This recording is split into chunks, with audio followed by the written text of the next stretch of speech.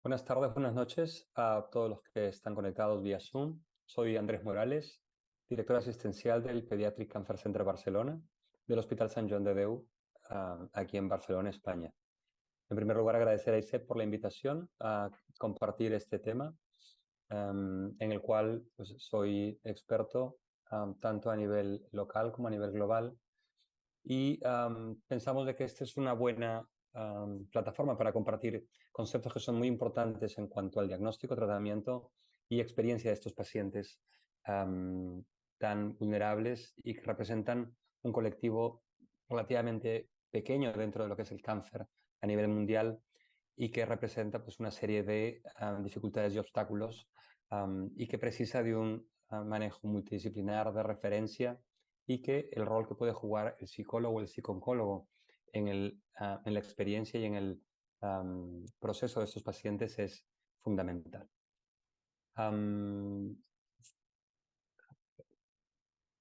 Perdón que esto no me... Ahora. Entonces, el cáncer de niños y adolescentes es una enfermedad rara, es una enfermedad minoritaria por definición. Y como toda enfermedad rara o minoritaria, pues esto representa una serie de obstáculos y dificultades primero a los pacientes que lo sufren, a sus familias, porque hablamos de niños y adolescentes, y a los profesionales que atendemos esta familia de enfermedades. Y no solamente a los que la atendemos, sino también a los que nos interesa la investigación, porque solo a través de la investigación podremos tener mejores tratamientos, y mejores tratamientos es sinónimo habitualmente de mejores resultados, no solamente de pronóstico vital, sino también de pronóstico funcional, porque una de las cosas en las cuales incidiremos más de una vez durante mi exposición es que no solamente es importante el pronóstico vital de estos pacientes, sino también su pronóstico funcional. Hablaremos de metas vitales, hablaremos de calidad de vida y hablaremos del gran impacto que enfermedades potencialmente letales pueden tener en una persona en un estado de inmadurez, ¿no? Cuando hablamos de cáncer de niños o cáncer del desarrollo, como preferimos llamarlo, hablamos de un cáncer que puede ocurrir desde los 0 años hasta los 20 y poco o 30 y poco, que es cuando acaba esta etapa de formación o de maduración de un organismo en crecimiento. Entonces, primer concepto importante, enfermedad rara, minoritaria. En España, por ejemplo, menos de 1.200 casos nuevos cada año por debajo de los 14 años. Esto, como repito, por definición es una enfermedad rara y representa pues, una serie de dificultades y obstáculos en el momento del tratamiento. Entonces, no solamente es una enfermedad rara, sino que es una enfermedad meridianamente opuesta al cáncer de adultos. Y este es otro concepto importante. El cáncer de adultos es una enfermedad frecuente. Si todos vivimos el suficiente número de años, el riesgo de desarrollar cáncer es bastante alto. Y se estima que la mayoría de personas vamos a desarrollar cáncer en algún momento de la vida. Y mientras más años, pues este riesgo aumenta. A diferencia de esto, el cáncer de niños o cáncer del desarrollo es una enfermedad muy infrecuente. Y no solamente hablamos de enfermedades distintas, sino de tipo de enfermedades distintas. Los adultos desarrollamos sobre todo carcinomas. Carcinoma de mama, carcinoma de colon, carcinoma de cuello uterino, carcinoma de próstata, carcinoma de piel. Todos ellos son carcinomas. Son enfermedades que tienen que ver mucho con los hábitos de salud, que tienen que ver mucho con la exposición a tabaco, por ejemplo, o rayos ultravioleta, o dieta, o ejercicio. En contrapartida, el cáncer del desarrollo son enfermedades que pueden ocurrir en distintos órganos en desarrollo y que responden no tanto o muy poco, al menos en lo que conocemos a día de hoy al entorno, responde muy poco a los hábitos de salud y responde más bien a procesos ni siquiera genéticos, no son problemas que habitualmente están en los genes de los pacientes que los desarrollan, ¿no? Menos del 10% de cáncer del desarrollo se asocian a alguna alteración que podemos identificar en su genoma, ¿no? en el ADN de las células de su cuerpo, y responde más bien a problemas que llamamos epigenéticos, o sea que no están escritos en el genoma del paciente, sino en cómo se lee este genoma. Y hay pues una serie de hipótesis que intentan explicar este proceso, pero es un proceso tan infrecuente y no hablamos de una enfermedad, sino de un grupo de enfermedades que hacen que la investigación, no solamente por ser una enfermedad minoritaria y ya por ello se dedican menos recursos, hablamos de un grupo de enfermedades minoritarias, pues hacen de que el avance en cuanto a la investigación sea más bien lento y desfavorecido en comparación a lo que es el cáncer del adulto. Y hablaremos de ello también en los siguientes slides. Para que tengan una idea de lo que hablamos, y a veces un gráfico explica mejor 1000 palabras, por cada niño o adolescente con cáncer hay más de 200 adultos con cáncer. Solo en España comentaba de que hay unos 1200 nuevos casos de cáncer por debajo de los 14 años cada año. Pues hay más de 250.000 adultos por cáncer. En todo el mundo, aproximadamente hay entre 300 y 350.000 nuevos casos de cáncer cada año en niños, casi el mismo número de solo en España. Y eso que en España no es un país que se caracteriza por tener muchos niños con cáncer, porque como todo país de renta alta, la población pediátrica es más bien pequeña y hay más cáncer de niños donde más niños hay. Y esto es sobre todo en zonas del mundo que son más desfavorecidas. En cuanto a pronóstico, la buena noticia es que en 4 de cada 5 casos de cáncer de niños podremos erradicar la enfermedad. Pero esto es cierto solamente en países de renta alta. Y esto lo veremos a continuación. La foto que ven al lado es un investigador que se llama Dana-Farber, conocido porque su nombre lo lleva a un instituto de cáncer muy conocido en Boston, que es el Dana-Farber Cancer Institute. Este es un patólogo que a finales de los años 40, poco cansado de hacer autopsias de niños con leucemia y con cáncer en general, decidió probar un quimioterápico, la historia es más larga, pero se los acorto, un quimioterápico que se llama aminopterina. Y en el año 48, ¿no?, hace poco más de 70 años, administró por primera vez con eficacia un quimioterápico a un niño con cáncer, un niño de 3 años con leucemia. Fue la primera vez que un niño con leucemia, la enfermedad respondió a una medicación. Esa es la buena noticia. Desafortunadamente ese niño falleció, pero fue una prueba de principio de que la quimioterapia era útil para el cáncer en general. Ahora la leucemia se trata con otros fármacos que incluyen la aminopterina. Se llama distinto, ahora se llama metrotexato, pero el mensaje que quería que se lleven con esta historia es que desafortunadamente 70 años después continuamos utilizando la misma tecnología que se describió a finales de los años 40. Me gustaría saber quién de los que están conectados tiene un móvil o un celular que tiene más de 5 u 8 años. Probablemente nadie.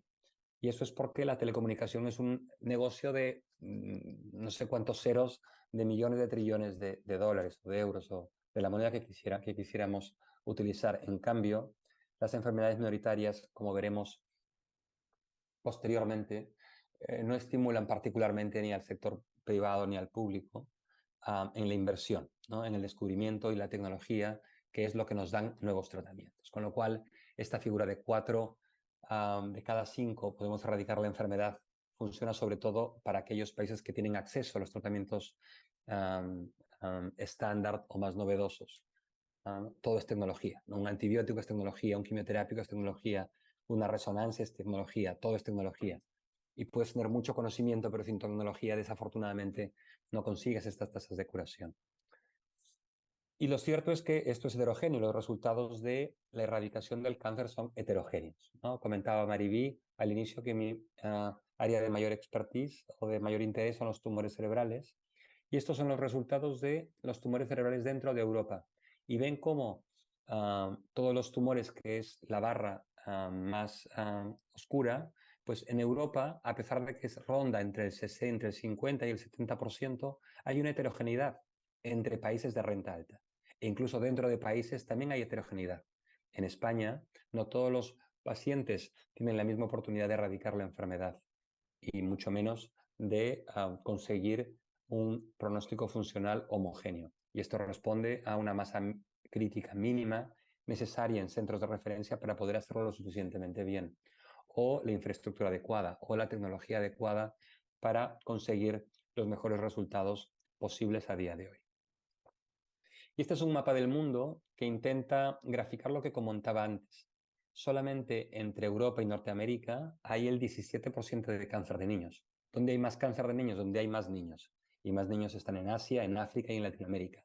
Países de renta baja en los cuales los índices de curación, esto es, ¿no?, las siglas OS es de Overall Survival, la supervivencia alrededor de los 3 a 5 años en países de renta alta es alrededor del 70%, pero donde hay más niños en el mundo, esto se invierte y solamente un 20% de niños pueden alcanzar curación de su enfermedad, ¿no? Y esto, pues, obviamente es muy desafortunado y demuestra que la disparidad en salud es algo real y que es mucho más evidente en estas enfermedades minoritarias, que, repito, precisan de un equipo multidisciplinar y de tecnología y de infraestructuras para conseguir los mejores resultados. Con lo cual, el factor pronóstico más importante en cáncer de niños no es siquiera el tipo de cáncer que tiene el paciente, sino el código postal. ¿No? La leucemia de mejor pronóstico, en la cual, pues, con un tratamiento adecuado, los índices de curación están por encima del 95%. Esto es en el primer mundo. Si esto ocurre en Sudán o en algunos países de Latinoamérica, sobre todo en algunas zonas más remotas, o incluso, obviamente, en África, en Asia, este paciente desafortunadamente tiene apenas posibilidades de acceso a un sistema sanitario, con lo cual la disparidad en cáncer pediátrico, pues, es algo evidente y los resultados lo demuestran claramente. Volviendo al tratamiento, lo que comentábamos antes, de que el tratamiento ha evolucionado sin duda, pero que las bases fundamentales no han cambiado significativamente, ¿no? El cáncer de niños, y cuando hablamos de cáncer de niños hablamos de leucemias, de tumores cerebrales, linfomas, tumores de huesos, tumores de músculos, tumores renales, de hígado. El tratamiento de cada uno de ellos responde a una combinación de estas tres, grosso modo. Cirugía, más o menos quimioterapia, más o menos radioterapia. Y esto en los últimos 30 años, desafortunadamente, no ha cambiado significativamente, al menos al diagnóstico. Sí es cierto que ahora podemos hacer cirugías más ambiciosas, más seguras en algunos centros, y que la quimioterapia la podemos dar con mayor seguridad en algunos centros, y que la radioterapia, ¿no?, podemos administrarla también de una manera más segura, con menos toxicidad, en algunos centros. Pero la mayor parte del mundo, donde están la mayor parte de niños, pues esto no ha evolucionado significativamente en los últimos años. Y si hablamos de otros tratamientos más novedosos que en el cáncer del adulto, pues, han ganado mucho terreno, como la inmunoterapia, la terapia dirigida, esto a día de hoy en oncología pediátrica es aún anecdótico, por las razones que hemos mencionado antes y que mencionaremos a continuación. Este es nuestro objetivo, esto sería lo ideal, que alcanzáramos altos índices de curación con muy bajas secuelas. Esto es lo que todo el mundo perseguiría. Pero desafortunadamente no es así, al menos en un porcentaje de casos.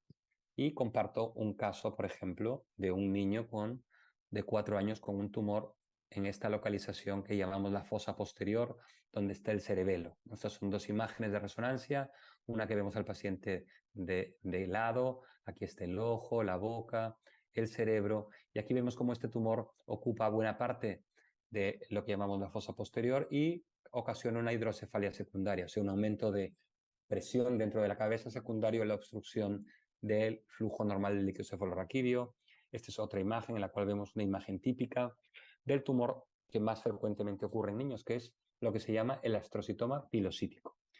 Este tumor, afortunadamente, tiene un muy buen tratamiento, que es la cirugía.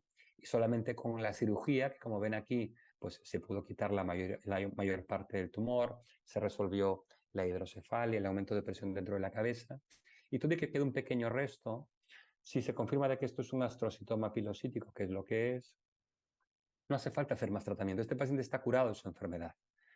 Desafortunadamente, y en las manos más expertas inclusive, pueden aparecer complicaciones, como lo que se llama el síndrome de fosa posterior o el mutismo cerebeloso, que es un síndrome muy complejo en la cual estoy seguro que muchos de los psicólogos o de los profesionales presentes en esta charla han oído hablar de que es una colisión de síndromes o de síntomas a nivel del habla, que puede ir desde el mutismo completo hasta la disartria, a cambios en la calidad del discurso, ataxia o inestabilidad en la marcha, problemas de coordinación, la habilidad emocional, que puede ser muy invalidante, y problemas en general de conducta. Esto, que es una complicación que muchas veces es impredecible, aparece en un 30-40% de las cirugías de esta parte de la cabeza, de la fosa posterior, y en un 80% de los casos puede ser crónica, puede tener puede permanecer en el tiempo por décadas, durante toda la vida del paciente, e incluso puede ser muy invalidante y puede poner en riesgo la autonomía de estos pacientes, con lo cual es un buen ejemplo de que un tumor de aquellos que la biología es muy favorable, que el tratamiento es relativamente sencillo en las manos adecuadas, puede dar una secuela que pone en jaque la calidad de vida de este paciente, su autonomía y la posibilidad de cumplir metas vitales y todo lo que implica en el núcleo familiar, ¿no? Cuando se diagnostica un cáncer de niños, no se enferma solamente el niño o el adolescente, se enferma todo el núcleo familiar. Y el cuidado debe ser multidisciplinar, no solamente al paciente, sino a los cuidadores. Porque si el cuidador no está bien cuidado, es incapaz de cuidar al paciente. Y el resultado final, que es el mayor bienestar del paciente, pues es muy difícil de conseguir si no conseguimos que este núcleo familiar esté lo mejor cuidado o en la mejor situación posible. Les pongo otro ejemplo, también de un tumor cerebral, también el tumor primario en la fosa posterior, pero en este caso con una diseminación en todo el neuroeje, ¿no? Aquí en esta sección sagital vemos cómo no solamente hay un tumor muy evidente, ¿no? También en el cuarto ventrículo que llamamos en la zona, ¿no? Con relación íntima con el tronco del cerebro, con el cerebelo, pero vemos cómo todo este realce blanco que ven alrededor de la médula espinal no son más que acúmulos de células neoplásticas. Esto es la presentación típica de un meduloblastoma, que es el tumor agresivo más frecuente en niños, que sí que podemos curar en la mayoría de casos, un 70-80% de los casos podemos erradicar la enfermedad con cirugía, más radioterapia, más quimioterapia. Y esto es altamente eficaz. El problema de esto es que administrar radioterapia, independientemente de si es la más convencional o la más avanzada, que es la de protones, que por ejemplo no está disponible en Latinoamérica, en África, y está accesible en algunos países de Norteamérica y en Europa, pues va a ocasionar, y esto es un indicador muy grosero, el coeficiente intelectual. Vemos cómo disminuye el coeficiente intelectual incluso años después de la administración de la radioterapia, y esto es más evidente mientras más pequeño sea el paciente. Tanto así que en niños pequeños, por debajo de 4 o 5 años, intentamos no irradiar todo el neuroeje, todo el cerebro y la columna, porque todo y que sabemos de que eso va a ser altamente eficaz, la calidad de vida de pacientes irradiados muy precozmente en la vida se ve muy afectada y nuevamente pues ese paciente y esa familia se va a enfrentar con problemas de autonomía, problemas de motores, cognitivos, sensoriales, que una vez más van a impactar mucho en su experiencia vital, metas por conseguir, conseguir un trabajo, tener o no tener hijos, tener una pareja, en fin, esas metas vitales que todos nos gustaría cumplir y que obviamente a nuestros seres queridos también. Con lo cual, este ideal a día de hoy no es tal y la realidad se acerca más al gráfico de la derecha, en el cual sí que podemos curar a la mayoría de pacientes, repito, en países de renta alta, pero las secuelas son significativas. Y esto es por los tratamientos que aplicamos a día de hoy. Y todo y que son mejores en tecnología, porque la tecnología sin duda ha avanzado y hoy conseguimos mejores resultados, tanto vitales como funcionales, no dejan de ser tratamientos altamente tóxicos y hasta cierto punto no tan específicos como quisiéramos, ¿no? La cirugía, todo y que intenta quitar el tumor, no deja de dañar potencialmente a las estructuras vecinas al tumor.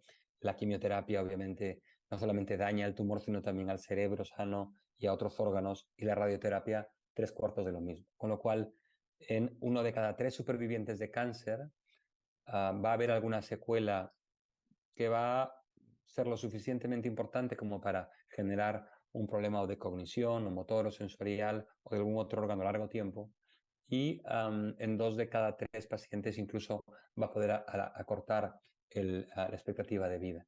Y va a generar pues, cierto vínculo crónico con sistemas de salud para no solamente hacer el seguimiento del cáncer que padeció, sino de seguir las secuelas potencialmente generadas por el tumor y por el tratamiento, sobre todo, y que pueden ser a mediano y largo plazo. Pero obviamente realmente las malas noticias, y seguimos hablando de países de renta alta, en 1 de cada 5 casos no tenemos un tratamiento curativo a día de hoy. Y cuando se diagnostican tumores como esta es una resonancia en la cual demostramos un tumor que está en esta parte del tallo del cerebro, ¿no? El tallo del cerebro es esta estructura en la que es como, digamos, el puente de mando de una serie de funciones vitales. Aquí hay este tumor que infiltra de manera difusa esta estructura. Es un tumor que se conoce como DIPG, por sus siglas en inglés, o tumor difuso intrínseco de tronco. Un tumor muy raro. En España, por ejemplo, tenemos unos 30 casos cada año. En toda Europa, aproximadamente unos 300 nuevos casos cada año. Pero son pacientes de edad escolar, alrededor de los 7 años de vida, síntomas de muy cortita evolución habitualmente, y esta resonancia que es bastante típica. En estos casos, desafortunadamente, al mismo tiempo que informamos a los padres de que su hijo o hija tiene un tumor, les informamos también que no existe un tratamiento curativo, y la expectativa de vida de estos pacientes se mide en meses, desafortunadamente. Y, o incluso en países de renta alta, los centros de mayor experteza, con los tratamientos más novedosos, la expectativa de vida de estos pacientes no ha cambiado significativamente, y la mayoría fallecen pues, en el primero o segundo año después del diagnóstico. Entonces, esta es realmente, ¿no?, probablemente la situación más grave, y es donde hemos de abocar pues, todos los esfuerzos en tratamientos novedosos, investigación específica, porque un tema que es muy importante es que la investigación del cáncer de adultos de poco nada sirve para el cáncer de niños, como veremos a continuación, ¿no? Entonces, esta realidad de alta curación, pero mucha secuela, o pacientes incurables, ¿a qué responde? Pues responde, entre otros motivos, a este, ¿no? Y no hay que ser un genio de las, ¿no?, de las económicas o de economía para entender de que el retorno de cualquier inversión tiene que ver obviamente con los ingresos generados y la inversión generada, ¿no? Es lo que llamamos el retorno de la inversión. Pues si la inversión es muy alta y la inversión en el desarrollo de fármacos y la inversión en la investigación es muy alta, cuando hablamos de enfermedades frecuentes como la hipertensión, la diabetes, el cáncer de adultos, pues los ingresos son muy altos, con lo cual tiene sentido invertir. Pero cuando los ingresos son más bien bajos, y esto ocurre en toda enfermedad minoritaria, el retorno de la inversión es cero o negativo. Y esto hace de que, tanto en el sector privado como público, pues haya muy poco estímulo para invertir, ¿no? ¿Quién quiere invertir, ¿no? ¿Qué gran empresa quiere invertir? O incluso qué gobierno quiere invertir si va a perder o si no va a haber un gran retorno de la inversión, ¿no? Esto hace que tanto en Norteamérica, ¿no?, esto es un poco datos de Norteamérica, entre Canadá y Estados Unidos, de más de 1.800 fármacos que se han estudiado en los últimos años contra el cáncer, solamente un 2% incluían medicaciones que tenían relevancia o que eran relevantes para el cáncer pediátrico. En Europa, 3/4 de lo mismo, ¿no? Solamente un 1% de todos estos fármacos tienen relevancia para el cáncer pediátrico.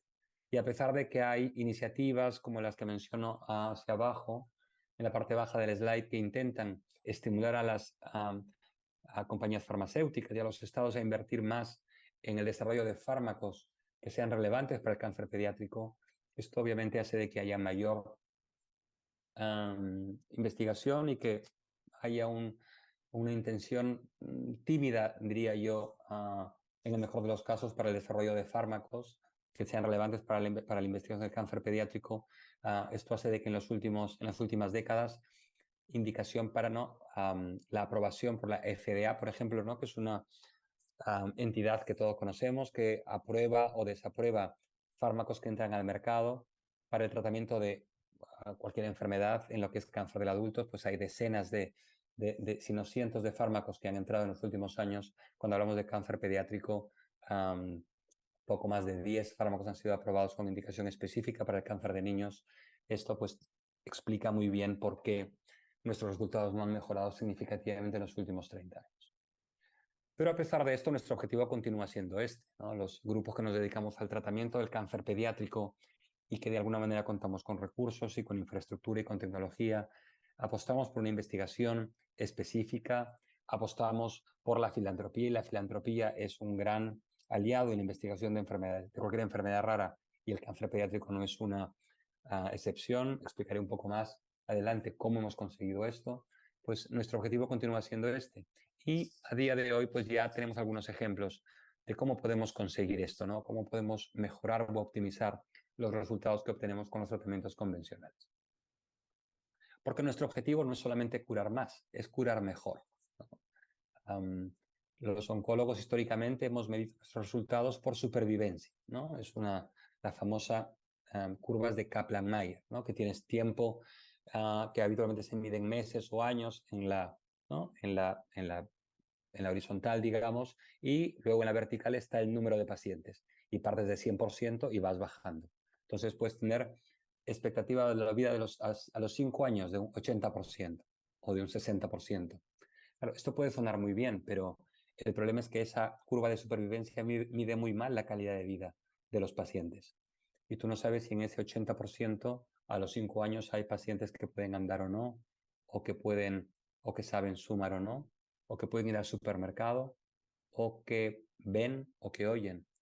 Para estar en esa curva, lo único que tienes que tener es una frecuencia cardíaca y una frecuencia respiratoria, tener signos vitales básicamente.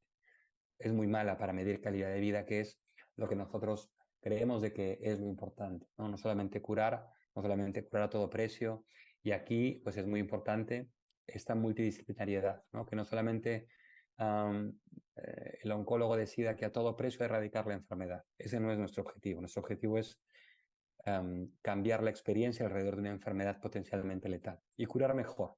Y, ¿por qué no?, aprovechar esta experiencia vital para que no solamente el paciente, sino también todo su núcleo familiar pueda utilizar esta experiencia como una experiencia de vida de la cual se pueden sacar cosas positivas.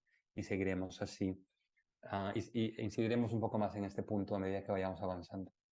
Y esto, en este grupo de enfermedades infrecuentes, que es el cáncer de niños, requiere de un equipo multidisciplinar.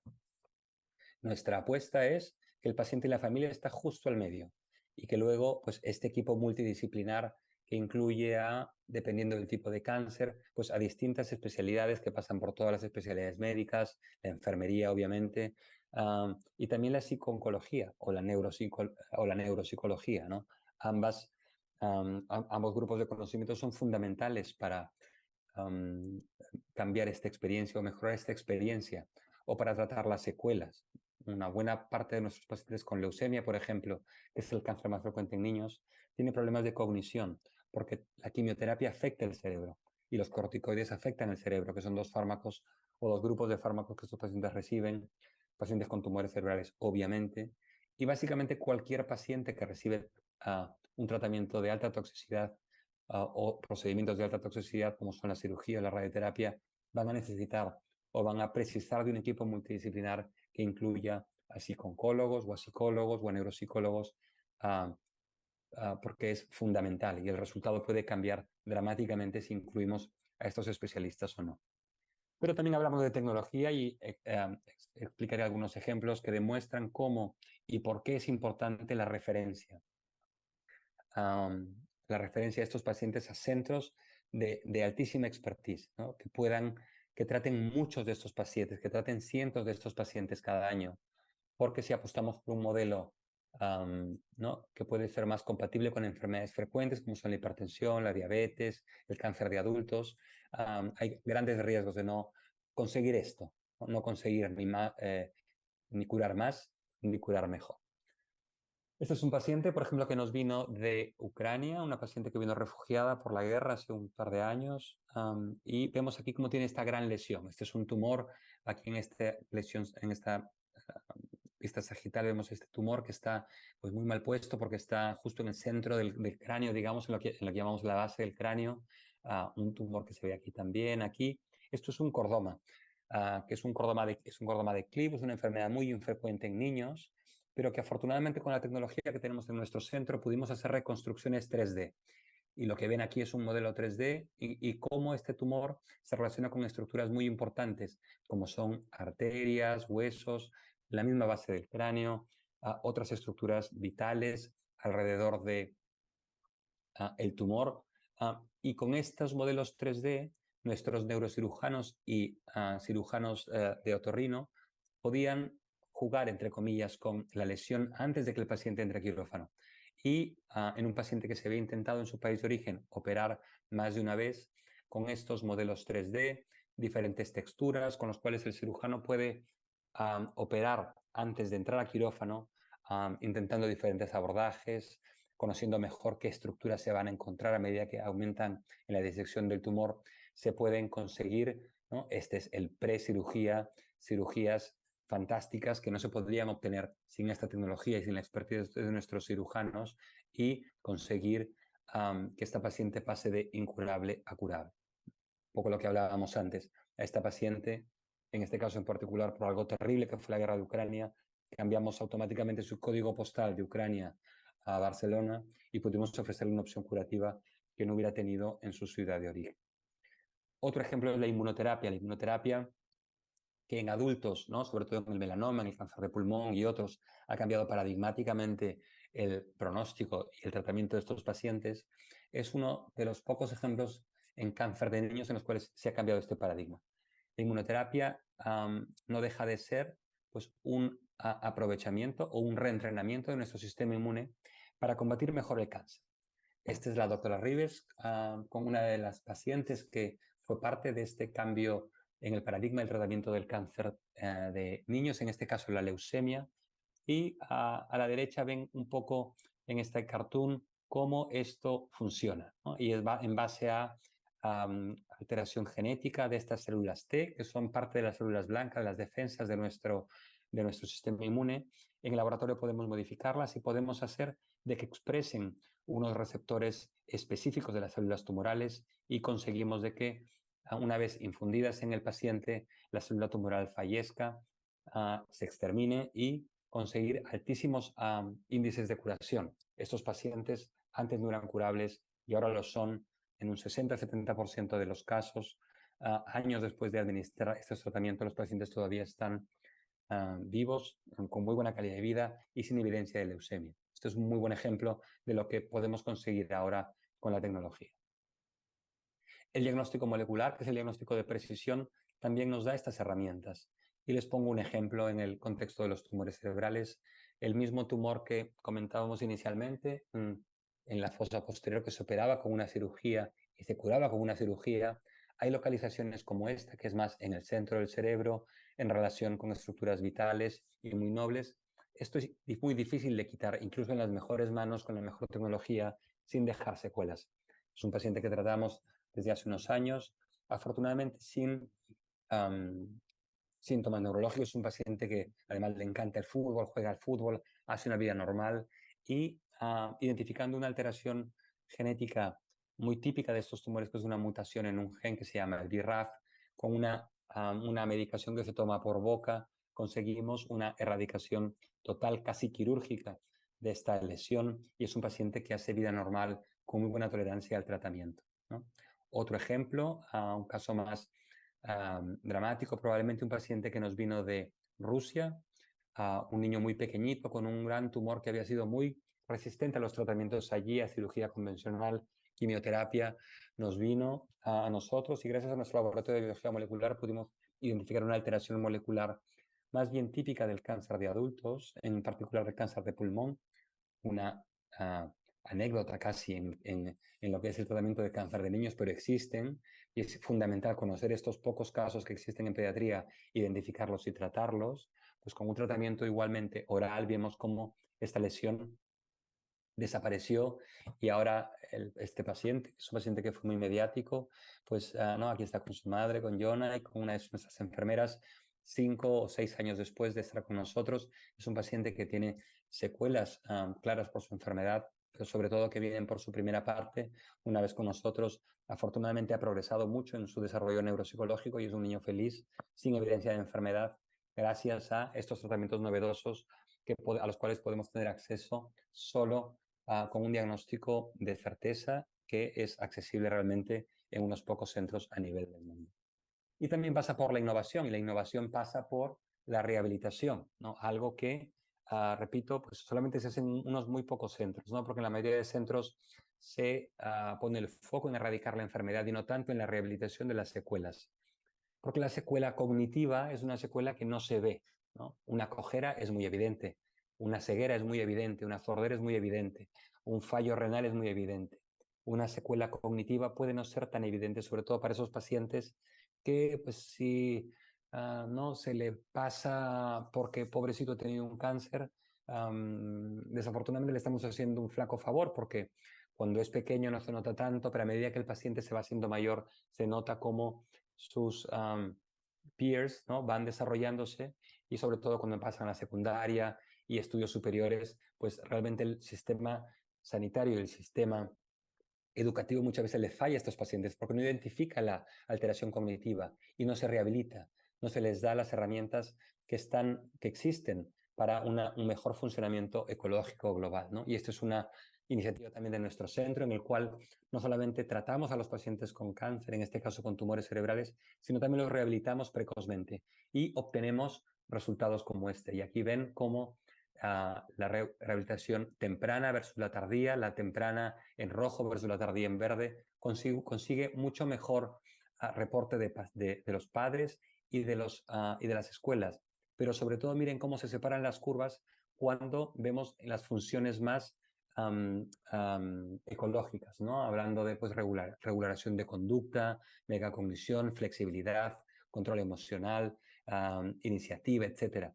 Son pacientes que pueden funcionar bien, siempre y cuando identifiquemos dónde fallan y les damos las herramientas para que su funcionamiento sea mejor, ¿no? Claro que van a tener problemas en rapidez mental, claro que van a tener problemas en memoria, pero su funcionamiento es optimizable, siempre y cuando se diagnostique y siempre y cuando se rehabilite. Con lo cual, nuestro objetivo de mejorar la curación con pocas secuelas, creemos de que lo empezamos a obtener en ciertos grupos tumorales, pero esto pasa por la referencia, por apostar por centros de referencia. Y les cuento el caso de España. España es un país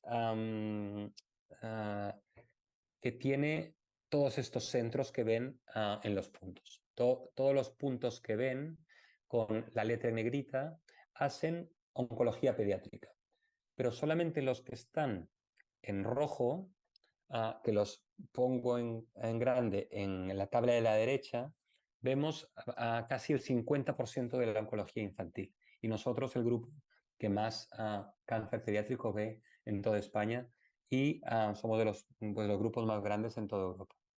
Y esto es fundamental, por lo que les decía antes, porque el otro 50% que no se atienden en los casos que están en rojo, se atienden en casos que están en negro. Y hay centros aquí que pues atienden 10, 15 casos por año de cáncer pediátrico. Pero no todos estos casos son iguales. De estos 10, pues habrán 3 leucemias, 2 tumores cerebrales, un sarcoma, un neuroblastoma, un tumor hepático cada 2 años, un tumor renal cada año.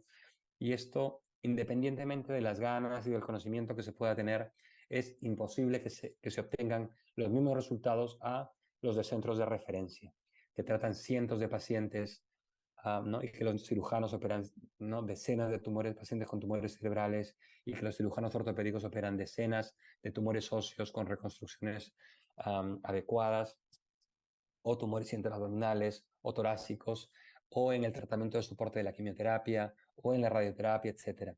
Entonces, hay una iniciativa en toda España para intentar aprovechar esta red de referencia que hay e intentar centralizar esta expertise en algunos pocos centros, y que el tratamiento de menor complejidad sí que se pueda dar cerca de casa.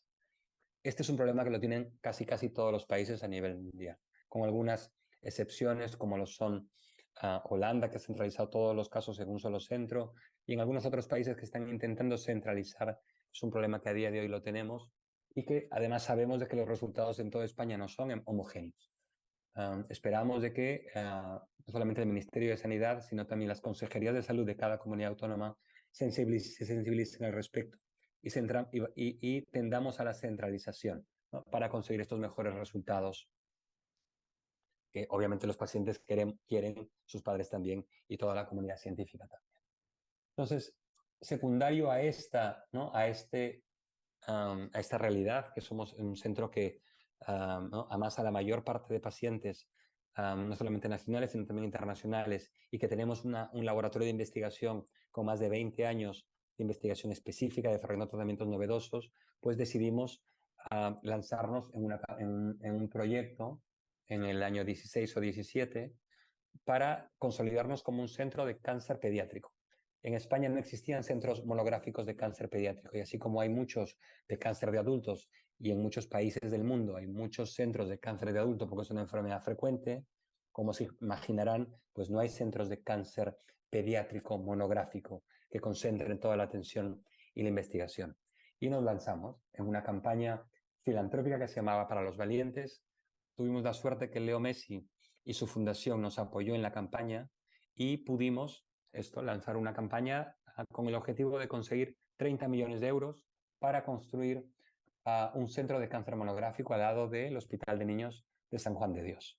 Afortunadamente, un año y medio después, gracias a Leo, la Fundación Leo Messi, Fundación del Barça y otros grandes donantes que no nombraré, pero fueron varios, conseguimos los 30 millones de euros y pudimos lanzarnos, ¿no?, o atrevernos a construir un centro de cáncer monográfico para la atención de niños y adolescentes con cáncer. Esta fue la ceremonia que hicimos de la primera piedra. Aquí hay 400.000 piezas de Lego, en la cual, pues, una mañana que fue muy, muy bonita, fue muy emotiva, en la cual habían pacientes, sus padres, profesionales y grandes donantes, ¿no?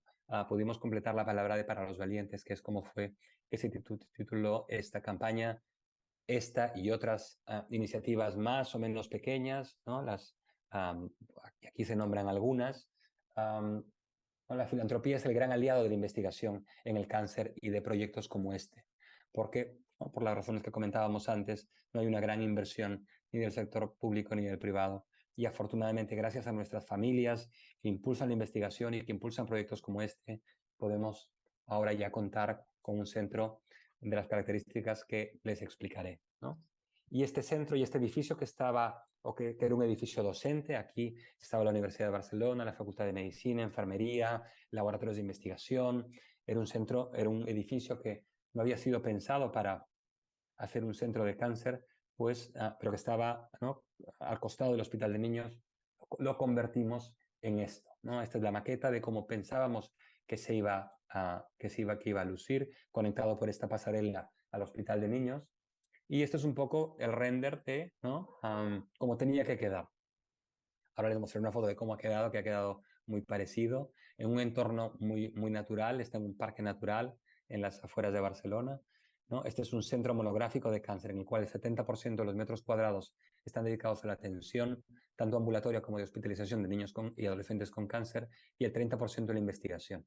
Y conectado por este puente al Hospital de Niños, tanto al área de hospitalización como en la ambulatoria, para seguir contando con la tecnología que ofrece la unidad de cuidados intensivos, el diagnóstico por imagen, los quirófanos de alta complejidad y de todos los especialistas que son fundamentales, ¿no?, que estaban en ese puzzle, en ese rompecabezas inicial que mostraba que son fundamentales para los mejores resultados, tanto a nivel de supervivencia como funcionales, ¿no? Y esta es un poco la foto de cómo ha quedado el centro. Este es una vista actual de cómo ha quedado el centro. Lo inauguramos el año pasado y ahora ya está funcionando al 100%. Y es un centro cuyo logo es de todos y para todos, porque lo hicimos entre todos realmente. Muchísimas personas, miles de personas donaron para que sea realidad este proyecto. Y es un centro que queremos que sea para todos, que todos, no obviamente todos los pacientes con cáncer se puedan beneficiar de él presencialmente, pero remotamente a través de la educación, a través de la formación en castellano de oncólogos, pediatras, de enfermeras o enfermeros que quieren hacer o tratar atender a pacientes o niños con cáncer. Ofrecemos o hacemos una oferta formativa muy importante para que realmente sea un centro de impacto global y que la investigación que desarrollamos pues sea accesible o que sea reproducible en otros centros, independientemente incluso de los recursos locales.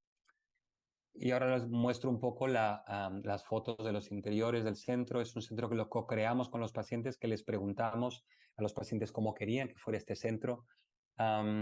Y aquí el sector sanitario, los médicos somos muy malos atendiendo al usuario, no al cliente, porque asumimos que es lo bueno para ellos. En este caso preferimos, ¿no?, teniendo en cuenta esto, decidimos antes de construirlo preguntarle al usuario cómo quería que lo hagamos. Y los niños y sus familias nos dijeron que queríamos que sea un centro que tenga mucha luz, que tenga mucho color, que no parezca un hospital, que no huela a hospital y que seamos lo más eficientes posibles para que esperen lo menos dentro del centro. Y trabajamos hacia ello, ¿no?, para que el flujo de pacientes sea lo mejor. Estas son un poco las salas o los espacios. Este es el hall principal y, como verán, pues está lleno de luz, está lleno de color. El tema del centro es la naturaleza, y esta sala, por ejemplo, se llama la sala bosque, y verán cómo toda la ambientación tiene que ver con la naturaleza. Esta es una sala en la segunda planta para los pacientes o para las familias de los pacientes que están ingresados, ¿no? Como ven, hay mucha luz, hay mucho color. Utilizamos incluso el interiorismo para saber cómo se sienten los pacientes y si pues un día sonríen más o menos, y sobre todo el por qué, ¿no? Una vez más, mucho color, mucha luz, y espacios que obviamente hacen que la experiencia de nuestros pacientes sea mucho mejor, ¿no? Una cosa que siempre defendemos es que no podemos cambiar el hecho de que un paciente haya sido diagnosticado de cáncer, pero sí que podemos cambiar la experiencia que gira en torno a su diagnóstico y a su tratamiento. Y podemos aprovechar esta experiencia vital como algo que incluso puede ser positivo para los siguientes años sin enfermedad, ¿no? Porque visto en el espacio vital de esta persona, si logra vivir todos los años que le tocan vivir, los meses o año o 2 años que le toque ese tratamiento van a ser anecdóticos en cuanto a el resto de su vida, pero sí que pueden ser vitales en cuanto a cómo va a ser su vida después de una vez acabado el tratamiento y erradicada la enfermedad. Con lo cual nosotros no nos fijamos solamente en la enfermedad, ni siquiera en el enfermo con la enfermedad, sino ponemos el foco en la vida del paciente en torno a esa enfermedad y aprovechamos la enfermedad como una oportunidad, como una ventana de oportunidad para centrarnos en hábitos de salud, por ejemplo, en cómo ese paciente duerme, cómo ese paciente gestiona su estrés, cómo ese paciente se mueve o se mueve poco, cómo ese paciente come, ¿no? Qué tantas horas ese niño o niña pasa delante de una pantalla, ¿no? Cosas que van a marcar o que pueden marcar significativamente la vida después de la enfermedad. Esto es un poco las métricas de nuestros espacios, número de pacientes que podemos atender de nuevo diagnóstico cada año, habitaciones, cámaras de trasplante, tratamiento ambulatorio, una unidad de medicina nuclear, los laboratorios que son tan fundamentales para la investigación específica, repito, salas blancas para estos tratamientos novedosos o terapias avanzadas, que son la terapia génica, terapia celular, modificación de tejidos, etcétera, y sobre todo salas de juego y espacios para las familias para que esta experiencia sea la mejor posible. Esto es un poco por plantas, en la menos del parking, medicina nuclear en la planta 0, toda la parte ambulatoria es en la planta 1 y todo está muy comunicado para que el flujo de pacientes sea el óptimo y que las esperas sean las mínimas. La planta 2 de hospitalización y espacio para familias, el trasplante de progenitores hematopoyéticos en la tercera y la farmacia oncológica para una gestión del medicamento adecuada, y la cuarta planta es básicamente laboratorios de esta investigación específica, ¿no? Nuestro objetivo es que tanto el investigador como el clínico entren por la misma puerta del mismo edificio, para que ambos se sensibilicen y vean a diario, ¿no? para qué van a trabajar, ¿no? O para investigar o para atender a un paciente, y que se sensibilicen y vean la importancia del problema en cuestión, que es en este caso un niño o una niña con cáncer.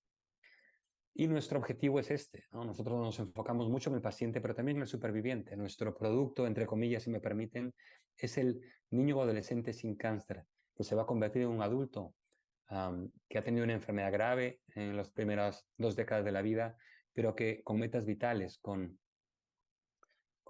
ganas de cumplir, ¿no? Deseos que todos tenemos o que todos hemos tenido, ¿no? Y que realmente lo que queremos ofrecerles es eso, no solamente erradicar la enfermedad, la parte técnica hasta cierto punto, ¿no? La quimio, la cirugía, la radioterapia, es la parte sencilla, si me permiten, obviamente en el lugar que toca, ¿no? La parte más compleja es realmente hacer ese cambio de experiencia, ¿no? Que la experiencia de ese paciente podría ser incluso positivo, podría ser visto incluso como positiva, y sí que lo conseguimos en algunos de nuestros pacientes que nos dicen, lo mejor que me pudo pasar es que me hayan diagnosticado de esta enfermedad, porque ahora veo la vida de una manera distinta. O muchos padres que nos dicen, lo mejor que nos pudo pasar como familia es que a mi hija le diagnostiquen este cáncer, porque cambiamos radicalmente nuestra visión de lo que es importante en la vida y de cuáles son nuestras prioridades, ¿no? Y acabo un poco con una historia, porque nuestro centro va de historias, va de niños, no va ni de tumores ni de casos, va de niños. Y este es un paciente nuestro que tratamos hace unos años, Paul. Como pueden intuir, ¿no? Aquí está con 2 estrellas del fútbol, aunque yo creo que la única estrella aquí está al medio. Él es un paciente que diagnosticamos con un sarcoma de Ewing, un tumor de los huesos, ¿no? Que es de los frecuentes que tratamos en oncología pediátrica, al diagnóstico ya estaba muy diseminado y había varios huesos de su cuerpo que tenían la enfermedad. ¿No? Iba respondiendo a los tratamientos que íbamos poniendo, pero la enfermedad volvía, ¿no? Después de cierto tiempo. Entonces, Paul, ¿no? En su inocencia, pues obviamente estaba un poco cansado de que vayamos poniendo tratamientos y que pues, funcionaran, pero que luego dejaran de funcionar, ¿no? En sarcoma de Ewing, que es su enfermedad, hay poca investigación relativamente al cáncer del adulto. Y nosotros nos centramos en esta investigación y esperamos no en mucho tiempo más pues, tener tratamientos más novedosos y eficaces para esta enfermedad, ¿no? Entonces, Paul, en la última Navidad que puedo disfrutar con su familia y con nosotros, ¿no? Me regaló esta tarjeta y la comparto con ustedes porque creo que tiene un mensaje muy importante para todos los que nos dedicamos a esto, ¿no? Decía, para Andrés de Paul, que pases una buena Navidad, a ver si la siguiente la aciertas, ¿no? Porque obviamente la primera vez que lees esto, pues no te da un poco de risa, ¿no? Pero realmente el mensaje es muy, muy potente porque el reclamo de nuestros pacientes y de sus familias es es que le acertemos a la primera, ¿no? Que tengamos un diagnóstico de precisión y un tratamiento específico que dañe lo mínimo al resto del organismo y que erradique la enfermedad, la primera vez. Um, y este es el reclamo a la comunidad científica o a la comunidad académica que nos dedicamos a esto, pero para hacerlo de manera eficaz tenemos que hacerlo en centros de referencia, con el apoyo público necesario, con la investigación específica, con especialistas que se dediquen a niños y a niños con estas enfermedades y obviamente pues con la inversión necesaria para tener mejores tratamientos. Y algo que no es muy caro, pero que es simplemente cambiar, ¿no? El mindset, la manera de hacer las cosas y que esto es muy extrapolable independientemente de los recursos, es algo que hacemos en nuestro centro desde hace muchos años. Lo que ven es uno de nuestros quirófanos, aquí ven al anestesiólogo, al equipo de enfermería, la paciente y esta de aquí que está de blanco es su madre. Entonces, en nuestro centro hace muchos años, antes de cualquier intervención quirúrgica, lo último que ve esta paciente antes de dormirse son los ojos de su madre. Y es lo primero que va a ver al despertarse. Y esto lo único que hay que, para conseguir eso, lo único que hay que hacer es permitir de que los padres entren a quirófano. Porque esto reduce significativamente el estrés, el temor y mejoran significativamente la experiencia de esta niña. Y el postoperatorio va a ser significativamente mejor, necesidad de analgésicos significativamente mejor y sobre todo para pacientes que van a tener que operarse una y otra vez o someterse a uno y otro procedimiento, cambiar esta experiencia es fundamental, ¿no? Que es lo que hablábamos antes. Nuestro trabajo no es solamente erradicar enfermedades, sino es cambiar la experiencia que gira en torno a ¿no? Esta experiencia vital, que en este caso es un cáncer durante las primeras 2 décadas de la vida. Y con eso acabo, agradecer por la atención y encantado de recibir o de contestar sus preguntas o dudas. Muchas gracias.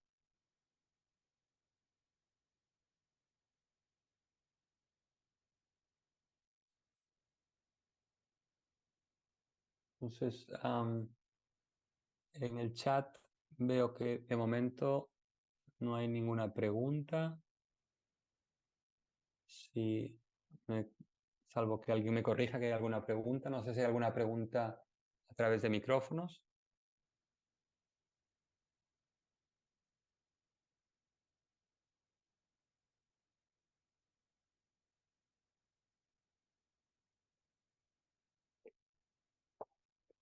Veo algunos agradecimientos, tanto locales. Sí, hay una mano levantada por Andy. No sé si podemos... Sí, adelante. Hola Andrés, gracias por tu charla. Mi pregunta es que si a través de los años ha aumentado la incidencia del cáncer infantil o si se ha mantenido a través del tiempo. Sí, gracias. Una pregunta muy importante, Andy. Así como en el cáncer de adultos que comentábamos, tiene que ver mucho los hábitos de salud, ¿no? Si nuestra dieta, si hacemos ejercicio o no, niveles de estrés, tabaco, alcohol, ¿no? Exposición al sol, por ejemplo. En estos casos vemos cómo la incidencia del cáncer sí que ha aumentado progresivamente con los años. Pero a diferencia del cáncer de adultos, ¿no? El cáncer de niños, la incidencia es bastante similar en las últimas décadas. No vemos un aumento significativo de la incidencia, ¿no? Del número el número de nuevos casos por año. No vemos este aumento. ¿No? Y preguntas que nos hacen siempre los padres de si las antenas de los móviles, por ejemplo, o de celulares, puede haber aumentado el cáncer en niños. No es el caso, o al menos no tenemos suficiente evidencia de eso, o si algunos otros factores ambientales lo han aumentado. A día de hoy no podemos decir de manera sólida que este es el caso. No sé si hay alguna otra pregunta. Entonces, aquí me pregunta en el chat si hay alguna estrategia de prevención. Esta es otra pregunta muy importante, así como podemos prevenir no desarrollar cáncer de adultos, ¿no? Si no bebo, o si hago ejercicio, o si no fumo, o si tengo cierta dieta, o si no me expongo al sol. En niños no existe poco o nada que un padre pueda hacer para causarle cáncer a su hijo, pero existe poco o nada que pueda hacer para prevenir el cáncer.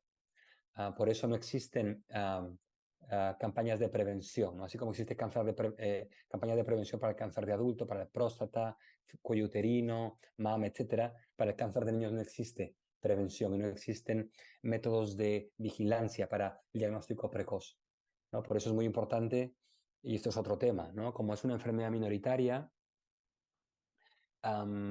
y los síntomas iniciales pueden ser parecidos a la de una enfermedad banal, que habitualmente acaba siendo pues, una enfermedad autolimitada o sin importancia, hay un retraso diagnóstico importante en el cáncer de niños. Y esto no necesariamente afecta el pronóstico vital, pero muchas veces afecta el pronóstico funcional, o sobre todo de pacientes con tumores cerebrales o tumores sólidos en otras localizaciones. Es muy importante el diagnóstico precoz. Por eso es importante pues, que los médicos de cabecera, pediatras, ¿no? Médicos de hospitales de baja complejidad, de centros de salud, tengan en la cabeza algunos síntomas clave que ha de pensar en el posible diagnóstico de una leucemia, o de un tumor cerebral, o de un linfoma, o de un tumor óseo, los cánceres más frecuentes en pediatría. A ver si veo alguna otra pregunta. Entonces, investigación sobre la prevención no hay, porque no es factible la prevención, todo y que se aboga más en el diagnóstico precoz. ¿Cómo reaccionaron los niños cuando vieron el centro? Pues ¿no?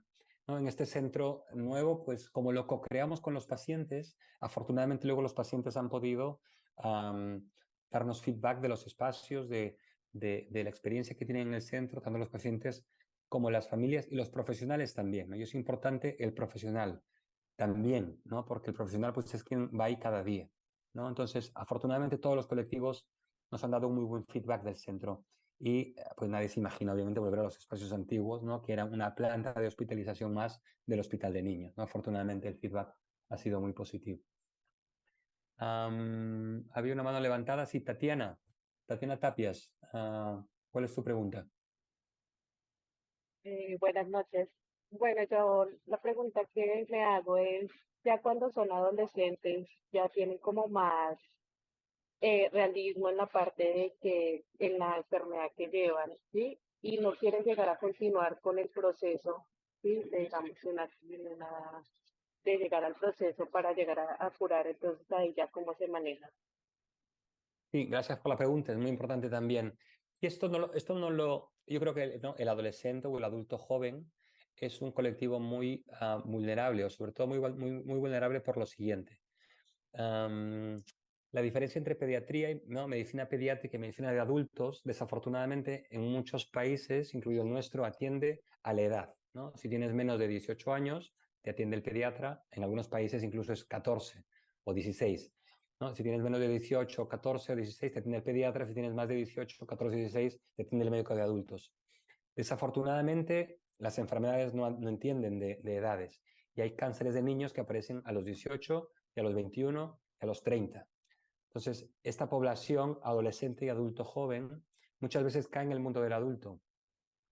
Y esto impacta mucho, no solamente en el tratamiento de la enfermedad, sino en la experiencia de la enfermedad.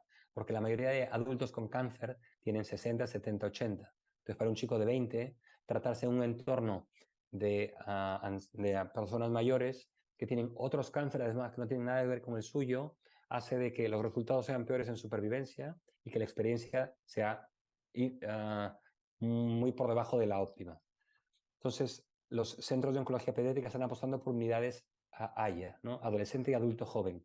que se extienden hasta 21 años, 24, 29 incluso, o colaboraciones con entidades de adultos para colaborar y cuando hay un cáncer ¿no? que es más de pediatría, pues que se aproveche de la experiencia de los pediatras. Así como cuando yo diagnostico una niña o un adolescente con 16 años con cáncer de mama, obviamente no la trato yo porque yo de cáncer de mama sé poco o nada. Tampoco nada como un oncólogo de adultos sabe de cáncer de niños. Entonces, aquí se ha de aprovechar el sistema y encontrar, ¿no?, comunicación con otros centros y adaptar obviamente el tratamiento a la edad del paciente. En cuanto a la participación del paciente, el paciente tiene que ser el protagonista siempre, tanto tenga 5 años como tenga 15 o 18. Y se ha de explicar con un lenguaje claro y en base al entendimiento del paciente qué es lo que está pasando. Porque si no hacemos eso, ¿no?, y hay muchos padres que eligen, ¿no?, estas conspiraciones de silencio, de que no hay que decirle que tiene cáncer o que tiene un tumor, obviamente los niños son niños, no son tontos. Y los niños tarde o temprano van a saber que tienen un tumor, o que vienen a un centro de cáncer, o que le vamos a dar quimioterapia porque se le va a caer el pelo, o porque va a haber en algún momento, ¿no?, o va a hacer un Google de la enfermedad que tiene, que aparece en el informe, y va a saber lo que tiene. Entonces, si no se lo decimos de una manera clara y que entienda cuál es el objetivo del tratamiento, primero que va a llenar ese desconocimiento con su imaginación. Y la imaginación, no solamente de niños, sino también de adultos, es mucho peor que la realidad muchas veces. Y va a llenar esas brechas con la imaginación y pues esto va a ser incluso peor que la realidad. Por eso nosotros estimulamos a los padres a explicarle a los niños y a los adolescentes qué es lo que pasa, cuáles son los objetivos y cómo vamos a llegar a ese objetivo y cómo vamos a caminar con ellos para llegar a ese objetivo, independientemente del objetivo, porque el objetivo muchas veces puede ser erradicar la enfermedad, pero a veces no. Y cuando no lo es, pues también contamos con un equipo de paliativos, con pediatras, enfermeros, enfermeras, psicólogos, psicólogas que nos ayudan a delinear este plan de tratamiento para llegar a ese objetivo, ¿no? Y las cosas pueden ir bien, incluso si no se erradica la enfermedad, ¿no? Y hemos presenciado casos en los cuales hemos erradicado la enfermedad, pero las cosas no han ido bien, o casos que han acabado en fallecimiento por la enfermedad, pero que las cosas han ido bien, porque realmente hemos hecho lo mejor para el paciente y para su familia. Veamos de si hay más preguntas en el chat. Entonces, habla de cómo es el protocolo del anuncio del diagnóstico en el cáncer a un niño con cáncer y si lo hace en conjunto con psicólogos. La respuesta es sí. Tenemos una unidad de psico-oncología que trabaja muy estrechamente con trabajo social para hacer una valoración de cada caso. Y cuando hemos identificado o cuando ya tenemos claro el diagnóstico, el pronóstico y el plan de tratamiento, tenemos una reunión conjunta con el equipo de psico-oncología y nuestros psico-oncólogos o psico-oncólogas valoran a cada paciente y pues establecen también un plan de atención y de tratamiento. También contamos con un psiquiatra que pues, nos ayuda en la intervención farmacológica, todo y que es muy poco frecuente. La mayoría es ¿no?, terapia pues, psicoconductual, y nuestros psicólogos acompañan en todo el proceso de enfermedad, tanto si la intención es curativa como paliativa. ¿Qué otras preguntas hay? El cáncer en el niño, cuando es tratado, puede volver en el adulto y si es peor. Entonces, habitualmente hay un riesgo de recaída de enfermedad, pero que el cáncer del adulto, perdón, el cáncer del niño habitualmente es de unos pocos años después de erradicada la enfermedad. Sí, siempre hay excepciones, pero la mayoría de cánceres de niño, una vez han pasado 5 o 10 años de acabada la enfermedad y el cáncer no ha vuelto, habitualmente este cáncer no va a volver. Lo que sí pueden desarrollar un adulto es un cáncer de adulto, no un carcinoma de adulto de los que hemos hablado. Y sí que es cierto que desafortunadamente tanto la radioterapia como la quimioterapia sí que aumentan el riesgo de desarrollar cáncer al superviviente de cáncer.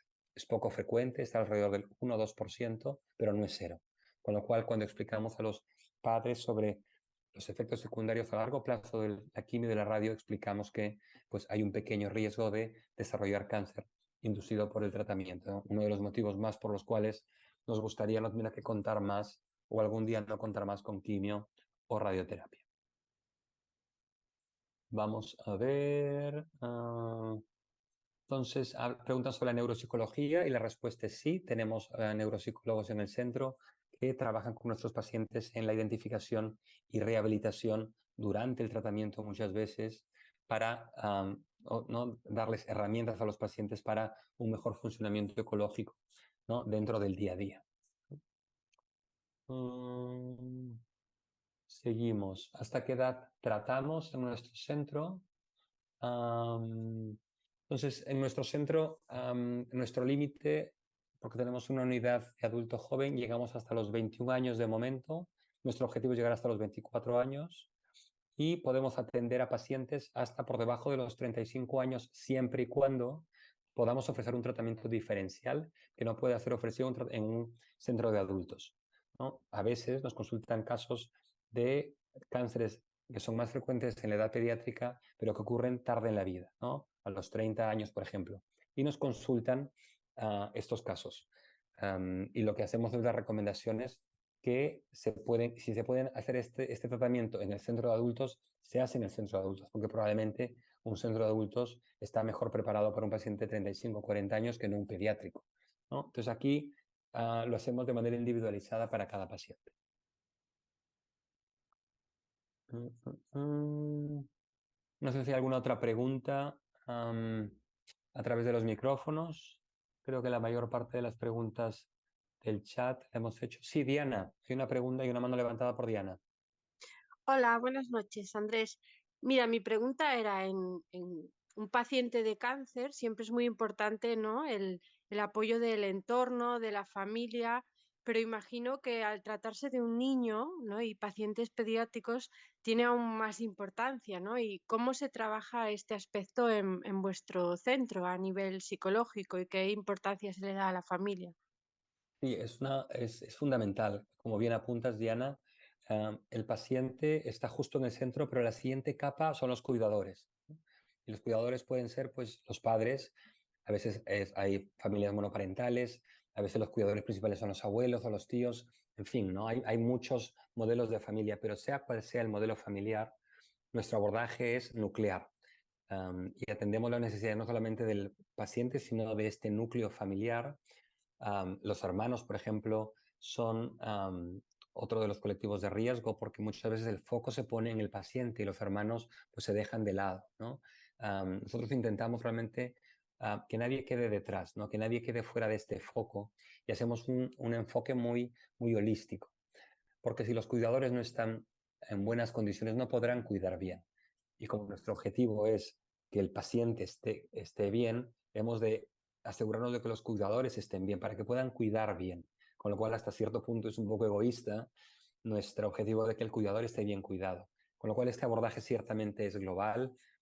Se trata siempre al núcleo familiar, casi nunca se trata el paciente por separado, salvo que tenga cierta edad o a pedido del paciente o cuando el especialista, ¿no? El neuropsicólogo, cree que es mejor hacer una intervención aparte. El abordaje siempre es global y por eso es tan importante también la presencia del trabajador social, ¿no? Porque este es la persona quien hace el enfoque más global ¿no? de esta estructura familiar, porque obviamente hay un gran impacto en el trabajo y en los ingresos y en la logística. Muchas veces son familias que tienen que trasladarse más cerca al hospital, tienen que dejar la casa familiar, en fin, ¿no? Son situaciones complejas que hacen de que este abordaje integral sea fundamental. No sé, Diana, si tienes otra pregunta o esta mano es levantada previa. No, no, ya está. Gracias. Muchas A gracias. ti, a ti. No sé si hay alguna otra pregunta. Creo que las del chat ya las hemos respondido todas o la gran mayoría.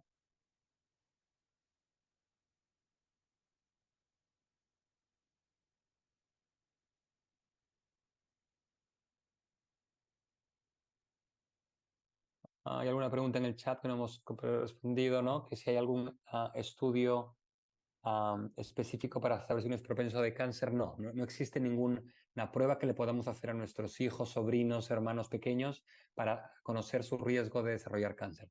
Desafortunadamente esto no existe. Luego preguntan si hay tipos de cáncer asintomáticos en niños. Entonces, cuando hablamos de cáncer, podemos decir que tumor es sinónimo de cáncer, no necesariamente, ¿no? Cuando siempre hablamos de cáncer, hablamos probablemente pues, de tumores más agresivos que van a precisar un tratamiento multidisciplinar, ¿no? Como hemos descrito antes, cirugía, más menos quimioterapia, más menos radioterapia. Habitualmente estos cánceres son sintomáticos y eventualmente van a dar un síntoma. Por eso, en ausencia de síntomas, no tenemos que pensar de que ¿no? Un niño va a estar afecto de cáncer. Habitualmente dan síntomas y dan síntomas claros. Y obviamente pues son más evidentes mientras más avanzando la enfermedad. No sé si hay alguna otra pregunta adicional.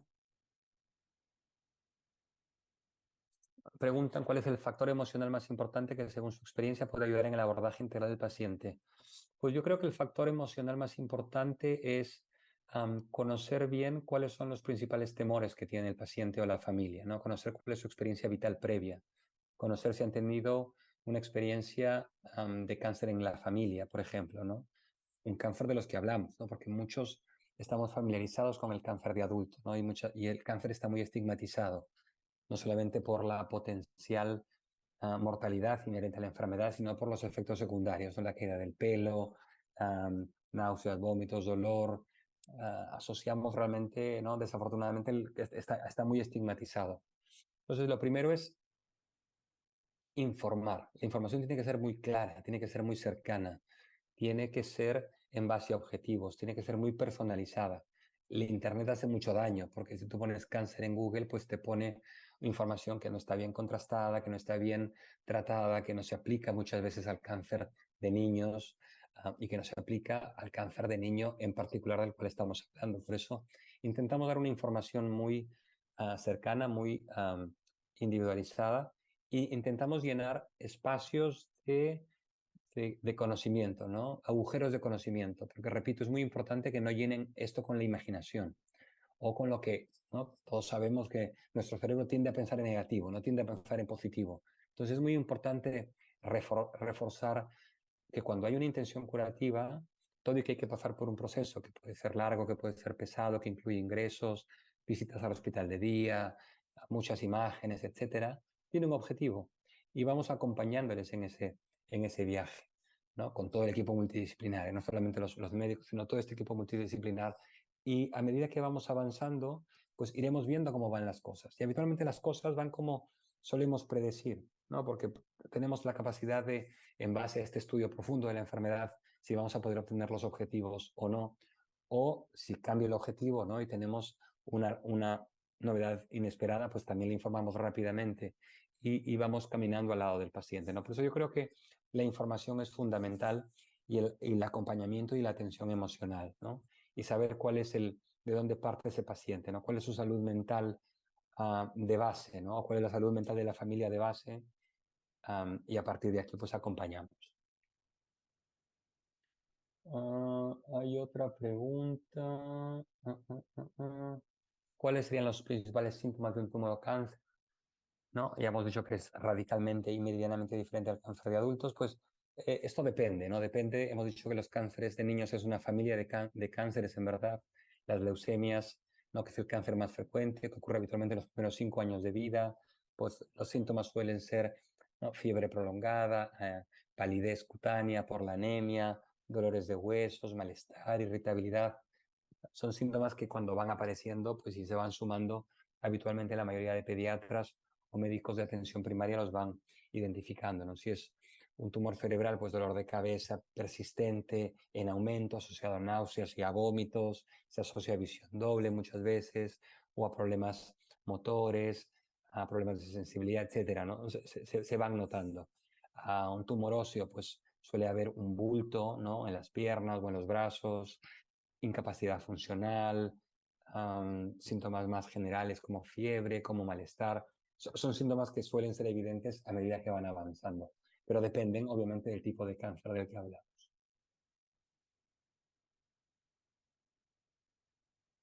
No sé si hay más preguntas. Agradezco por las preguntas, todas las preguntas muy importantes y muy relevantes a la charla.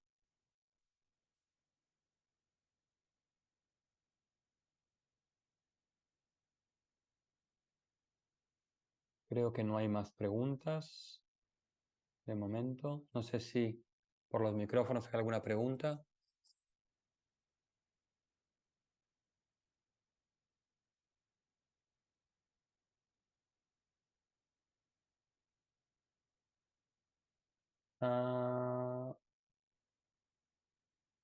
Preguntan si la cirugía tiene repercusiones en el desarrollo cerebral. La respuesta es sí.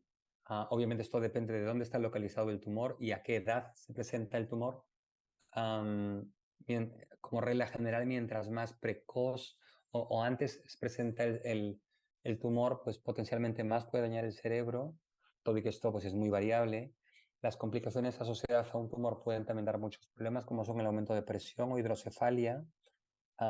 Y las repercusiones pueden ser varias, ¿no? Pueden ser motoras, cognitivas, visuales, deglución, en fin, depende mucho de la localización y la edad del paciente y la biología del tumor, ¿no? Qué tipo de tumor es y cuál es la intención del cirujano, ¿no? Si intenta hacer solamente una biopsia o quitarlo todo o no. Por eso la evaluación multidisciplinar antes de ir al quirófano es importante porque ya sabremos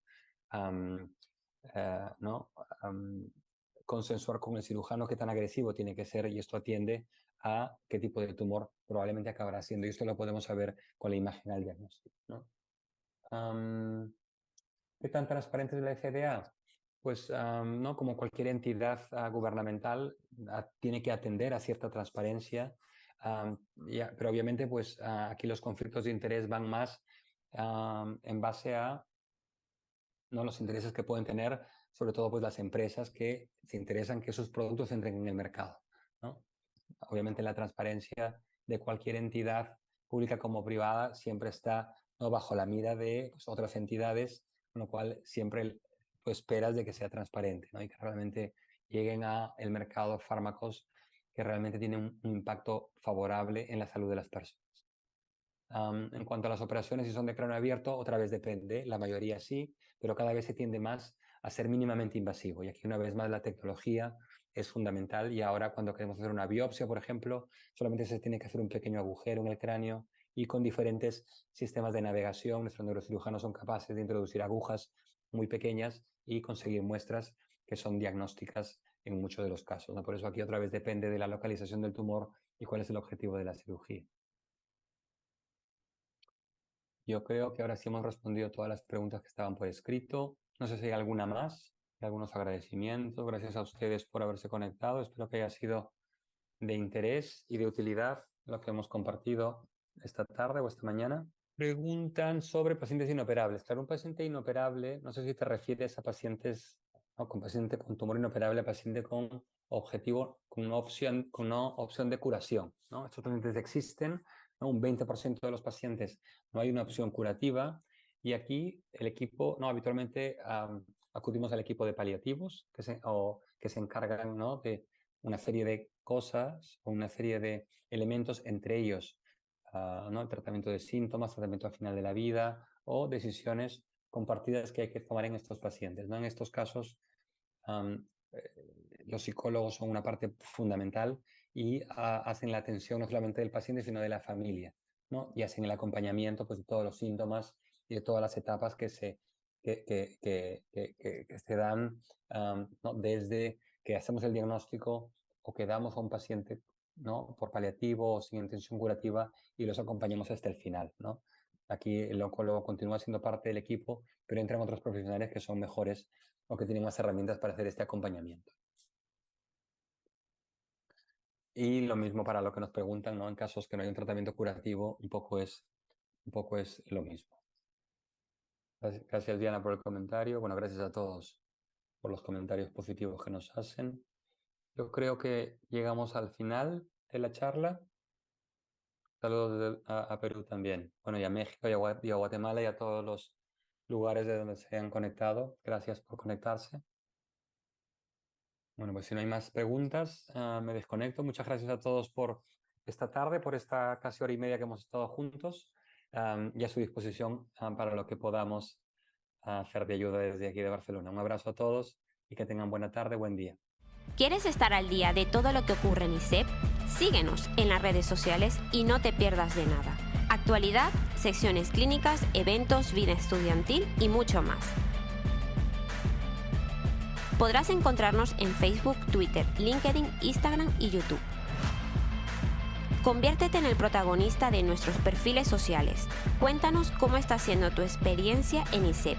Muéstranos tu día a día, comparte las fotos de tus mejores momentos y recuerda de etiquetarnos o de usar el hashtag #experienciaISEP. Así podemos compartir el contenido con el resto. ISEP, un lugar donde las grandes cosas pasan.